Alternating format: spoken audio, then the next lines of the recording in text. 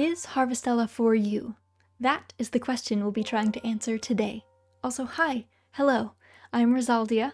I go by Raz for short, and I'm a VTuber mainly specializing in farming sims. This year, I completed a full playthrough of Harvestella in around 70 hours on stream. As a quick disclaimer, this is intended to be a spoiler-free review to go over major game elements and mechanics without delving too deeply into characters or the story, so that you can get a handle on whether or not it sounds like the game would be something you would enjoy, while still being able to experience the narrative and all of its twists and turns. This review is dense, so you'll have to forgive me for looking at my notes.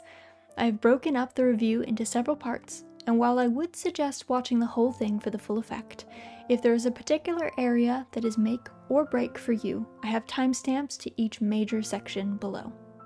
At launch, I believe there was a lot of confusion around which genre Harvestella fell under, and for some players, this caused a lot of heartache. I want to be clear that I would not describe Harvestella as a farming sim with a particularly robust plot. Harvestella is much more of an action RPG that implemented farming as a downtime activity to grind for resources. Personally, I really think that this combination works well for the game, and I'm excited to see others implement something similar in the future. Now that that caveat is out of the way, let's jump right into an overview of the general game mechanics. To start off, Harvestella has pretty limited character creation. You can choose to have your character be male, female, or non-binary. Your skin tone, eye color, and hair color are all from a limited palette. Personally, character creation has never been a focus for me, but I will note that I believe more games need to make inclusion and diversity more of a focal point when building their character editors. The world in Harvestella is much larger than what you would encounter in your average farming sim, and as such, there is a world map mechanic to help you traverse areas quickly, either on foot or with a mount. Teleportation does exist within this world and is possible by unlocking crystalline hub points called monolites, which allow you to teleport to various points within a zone. You cannot teleport to other zones aside from your farm, which is always an option to return to. There is also a handheld teleport object that can be crafted and is introduced early in the game as a quick way to leave a space if you find yourself between teleporters. Time passes at a decent clip throughout the day, though it passes much faster on the world map. I assume that this is done to make distances seem greater and give the world more of a realistic feel, as it can take you hours to get from one city to another. There is a pass-out mechanic if you stay out too late or bring your health to 0 in this game, so be sure to get home before the drowsiness takes over. Your screen will progressively get darker as your field of view shrinks the later into the early hours it gets. Eventually, you'll pass out and wake up to a cutscene of the town doctor scolding you and charging you a hefty fee on top of waking up at noon instead of your normal 6 a.m. Next, let's get into the farming mechanics. In Harvestella, you start out with a quite small plot of arable land to work with, although it is situated in one of the largest farms I've ever played on. Unlike many farming games, Harvestella's farm is not just paddocks and fields, and has many areas to unlock and explore, some of which require you to progress the story or gain new crafting recipes before you can uncover them. As you expand your farm, additional portions of your field become workable, though with full unlocks you are given a pretty sizable chunk of land to farm on.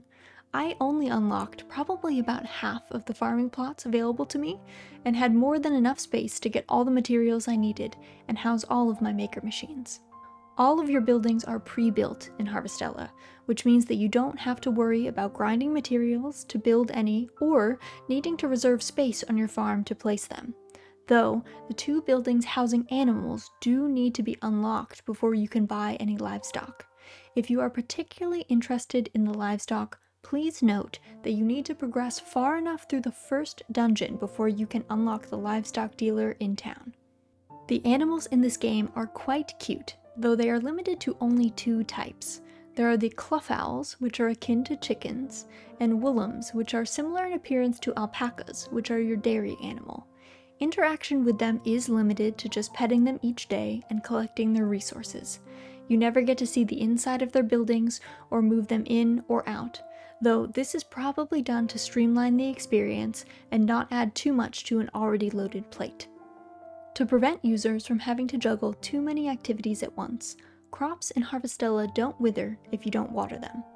Their growth stage is simply frozen, not dissimilar to Harvest Moon SNES, so feel free to leave your fields unwatered if you have other activities that need to get done that day.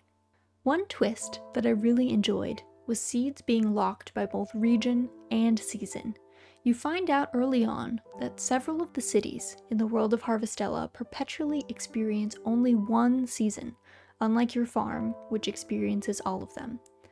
As such, certain cities will have a wider selection of season-specific seeds that corresponds to what they are able to grow in their own climate. This mechanic made traveling between different cities a more necessary endeavor, as your own general store will have a limited selection of that season's offerings. Although you can visit the towns in any order, you might want to consider going in season order so that you can unlock more seeds early that you can actually use. Other ways to acquire seeds include having them sent to you by NPCs and looting them from within dungeon chests.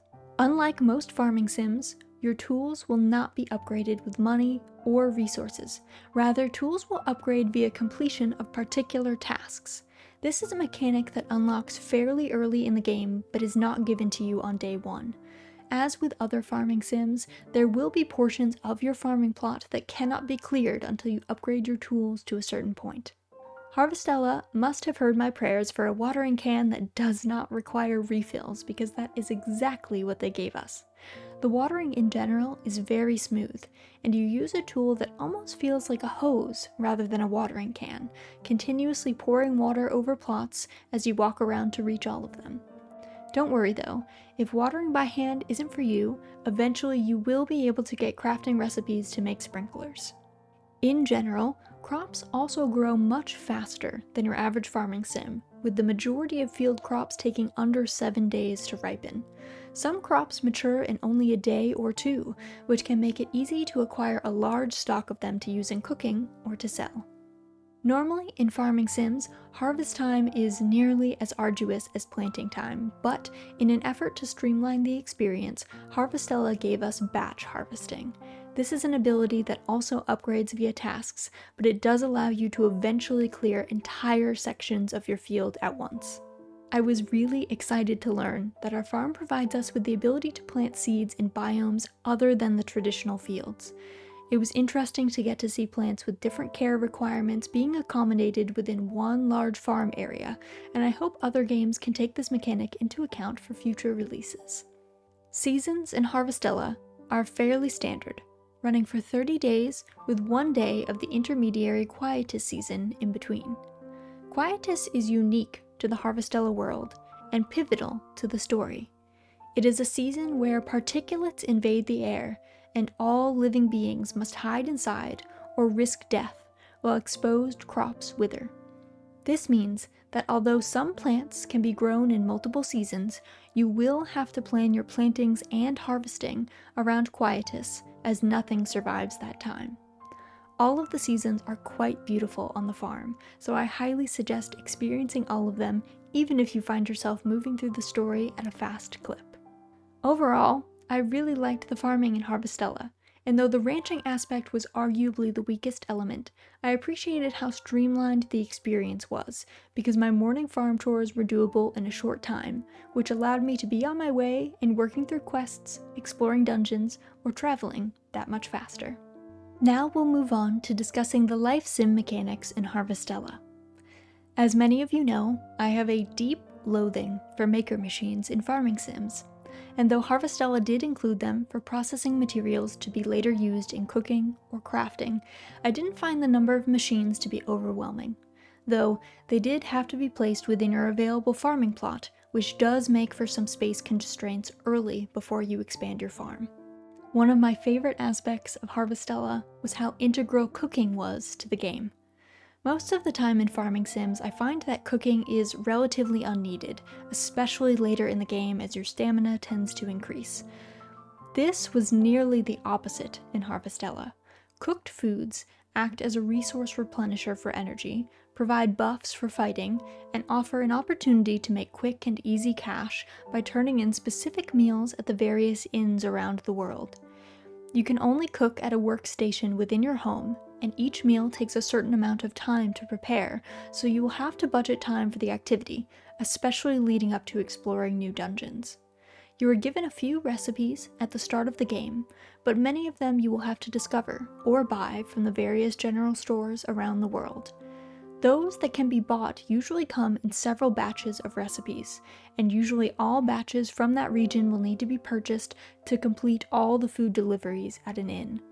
As with some other life sims, there is a fullness meter that prevents you from spamming the best food, and learning to manage different types of food for different uses is especially helpful in later game fights. Resource collection works a bit differently in Harvestella than in your traditional life sim. Instead of hunting around for different herbs to pick or rocks to mine, there are predetermined foraging nodes all around Harvestella that can be gathered once per day. You'll see a little icon for which kind of node it is, and you simply click to collect whatever is there. It does cost stamina to forage, which is different to many games in the genre, so you will have to keep a close eye on your stamina, especially in dungeons. Crafting is another integral part of your experience in Harvestella, and is completed via a workbench in your home, with each recipe taking a certain amount of time to complete. There are both practical items like consumables and maker machines, as well as cosmetic items like different kinds of fencing that can be used to make your farming plots more aesthetic. Additional crafting recipes can often be bought from general stores, discovered, or given as rewards. Another leisure activity given to us in Harvestella is fishing, and though it primarily serves as a nice relaxing pastime and opportunity to grind cooking materials or gain a little bit of money, you also have the option to search for rare fish, which can be turned into a particular NPC that you unlock later on your farm. Rare fish appear when certain conditions are met, and can provide some additional seasonal goals to pursue as you work through the story. The fishing minigame is very easy, and simply requires you to cast out at designated fishing spots, wait for a fish to bite, and then click or press a button to reel in when one is hooked. It is very low stress, and I found the timing to be quite forgiving. As with many life sims, there are romance candidates in Harvestella who you can essentially propose to and ask them to move into your house. But I'd argue that there isn't much of a romance narrative. Rather, you progress through a candidate's story plot, and at the end you can choose to ask any romanceable character with a completed plot to move in with you. There is a picnic mechanic where you can bring food out to various locations and choose to have a picnic with your party members. I didn't delve too deeply into this side of the game, but it appears that characters might share more about themselves that isn't necessarily shown in their main plot. Characters also do have food preferences, which I believe gives you an even better picnic experience. After your chosen candidate moves in, there are additional interactions you can have with them, but I would still count the romance as fairly bare bones. Shop NPCs are not named in Harvestella, and are instead called by their title in each town, which might feel a bit impersonal to some. A large number of filler NPCs tend to be given descriptors instead of names, though the world is definitely populated much more than what you would typically get in a life sim. It is clear that some are meant to just be filler to make the world appear more lively. In a bit of an uncanny valley twist, there aren't a lot of different faces in the game, so multiple NPCs end up having the exact same face with different hair, clothes, and locations. This can make things a bit weird, but I didn't find that it bothered me all that much, as important characters in the main story are given unique models and appearances. The life sim elements in Harvestella are probably more of a mixed bag, depending on what you enjoy. But, like with the farming, I think they marry very well with the narrative and combat elements of the game. Now, let's hop into an overview of the combat in Harvestella. I want to preface this section by disclosing that although I am a farming sim specialist, I spent well over a decade playing MMOs, and I raided for quite a long time on a fairly serious and competitive raid team. I mention this because the combat in Harvestella is very similar to what I experienced through all those years of downing raid bosses, and I came into the game with a solid foundation of knowledge that helped streamline the process. While I found the combat in Harvestella to be generally quite easy, and I do believe it is completely doable for even someone coming in with no prior combat experience, give yourself grace and time to learn if you find yourself struggling. The fights in this game are about dodging telegraphed attacks and learning the timings of when you can launch your most powerful attacks and when you have to sit back and wait for the next window of opportunity to appear. If you find that you're struggling with fights, many of them become easier if you focus more on avoiding damage than doing damage. The few that have timed events where you need to out-damage a boss mechanic will make that quite evident, with large orange bars appearing to indicate that you must do a large amount of damage quickly. Just as with many MMO raid bosses or dungeons, during boss fights in Harvestella, there are two major rules you should follow. Don't stand in fire, and kill the adds. Don't just hammer away at the boss if it's spawning other things you can hit. Sometimes these are adds that will really just be a nuisance if left unchecked, but other times these are objects that must be destroyed in order for you to mitigate a large amount of damage that will come in on the next attack. Stay aware of your surroundings, and don't be afraid to do some exploratory fights against bosses without using resources to see what their attacks are like or what their other phases might be. Your main limiting factor in Harvestella is going to be your stamina, as it is used for all activities in the game, fighting, farming, and gathering, and can be restored by consuming food or drinks. Food and drinks can restore health and energy, but there is a fullness mechanic to prevent you from downing tons of the best food in rapid succession. Also, during combat, food can only be used if your character is able to complete the eating or drinking animation. This means you can't eat or drink if you are knocked down, in the middle of a combat animation, or otherwise incapacitated. Consumable health and buffs are applied to all party members, not just yourself. The combat itself is quite flexible and allows you to swap between up to 3 active classes mid-combat. You don't start with all the classes unlocked, and instead gain them gradually as you progress through the story and meet new characters. You will find that certain enemies are weak to particular types of damage, and if you are having trouble, you can swap to a class that deals the appropriate damage type.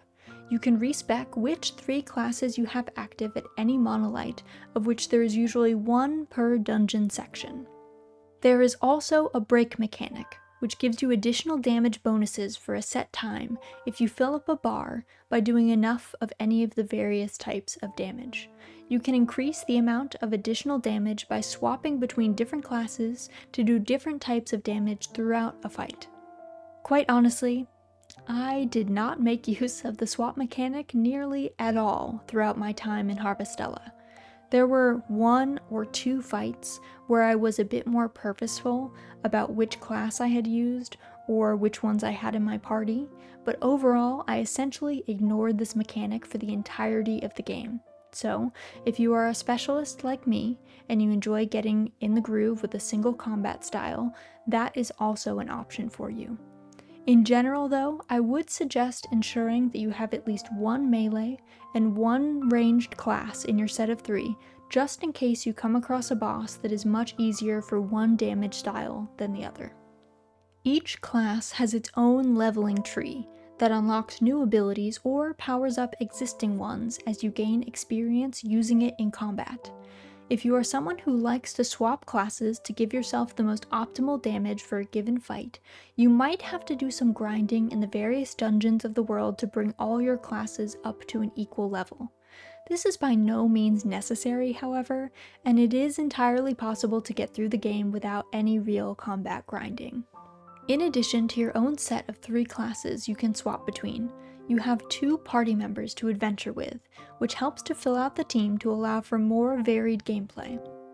As with the classes, you will unlock additional party members as you progress through the story.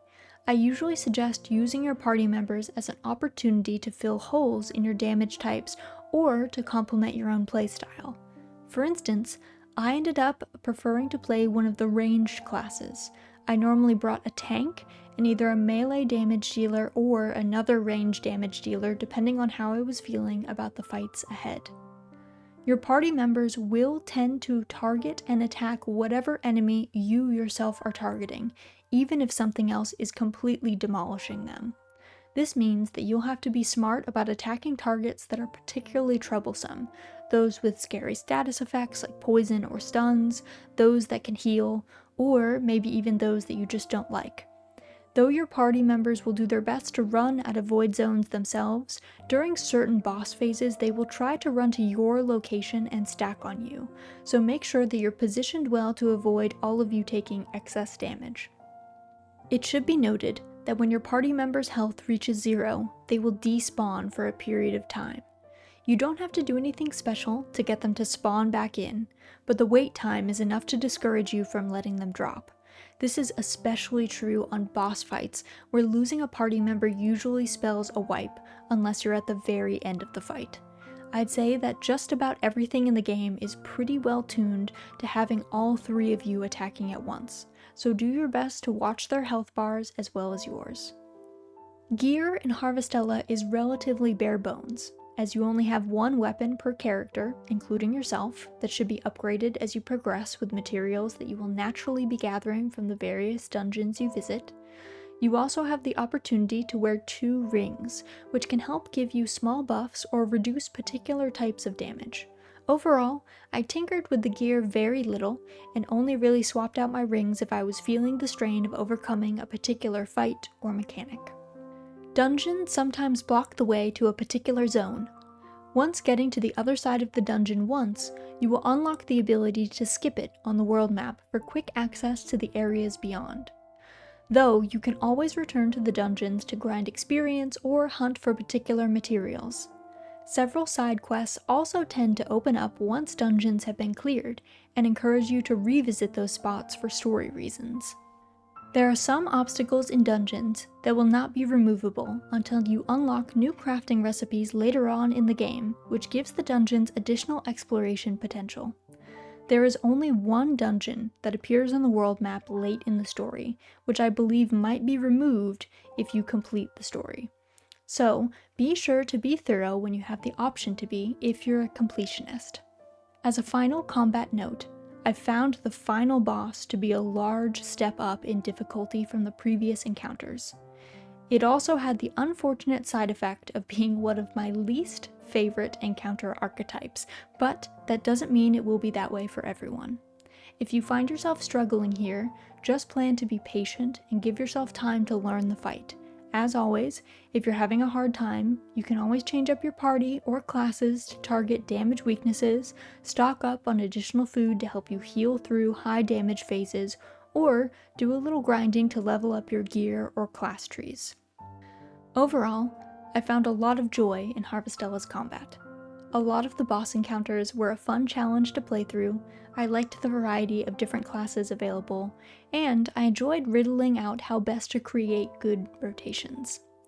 Needing to stand still while using a lot of the more powerful abilities made fights much more interesting, as you had to determine whether or not the potential damage taken would be worth the payoff of getting to put your good spells on cooldown a few seconds faster. Although my party members weren't always my favorite raid partners, the AI was, at the very least, not a huge hindrance to my own performance. Though I think that there could have been a lot more variance in the models and abilities of the trash mobs in dungeons, I didn't hate the familiarity of encountering an enemy I already vaguely understood later on in the game. I much more appreciated the interesting mechanics being saved for bosses rather than mobs running around by the dozens. The combat in Harvestella was for me genuinely enjoyable, and though it might not be for everyone, it was certainly doable by anyone, which for a narrative-focused game is the most important bit. Now I'll do a brief overview of the narrative mechanics within Harvestella. Just as a note though, I will not be spoiling any specifics or major plot points in here. The main story was a lot of fun to try and riddle out what was going on at various points. That said, plotlines could get heavy, so I suggest using the farm as a means of decompressing after particularly high drama or emotional moments. The game tends to do this automatically by spacing main story point unlocks a few days apart from one another, but make use of your ability to complete the narrative as quickly or as slowly as you'd like. There is no rush to finish story elements before any particular season or point in time, so progress as you like without stress. Harvestella will occasionally lock some things like character storyline progression or side quests behind main story progress. If you feel stuck, just work on your main story progression, or if you are struggling with a particular boss or dungeon, do some grinding to help you upgrade your gear or produce more food to make progress easier. Side quests themselves can provide a nice diversion if you're looking for more story content with some easier mechanics. Rarely do they have you going to beat particularly difficult enemies, and more often than not, they'll have you backtrack through areas you've already cleared once to see some additional cutscenes. Speaking of cutscenes, there was unfortunately very little voice acting in Harvestella.